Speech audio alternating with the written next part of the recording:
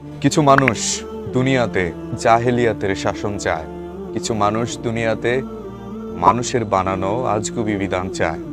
অথচ আল্লাহ রাব্বুল আলামিন সূরা মাইদার 50 নম্বর আয়াতে প্রশ্ন করছেন তার ঈমানদার বান্দাদেরকে, দুনিয়ার শাসনে আল্লাহ রাব্বুল আলামিনের বিধানের চেয়ে সুন্দর শাসন আর কি হতে পারে?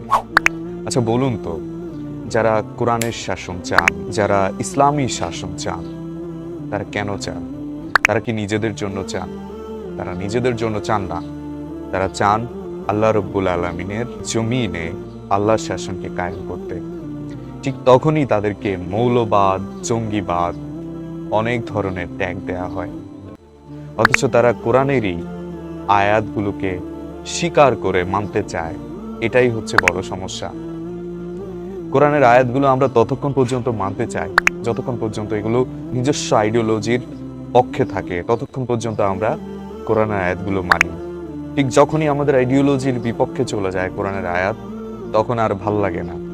কোরআনকে কেউ দোষ দেয় না, আল্লাহকে কেউ দোষ দেয় না, বরং দোষ দেয় সেই সব মানুষগুলোকে যারা কোরআনের সবগুলো নির্দেশ দুনিয়াতে পালন করতে চায়।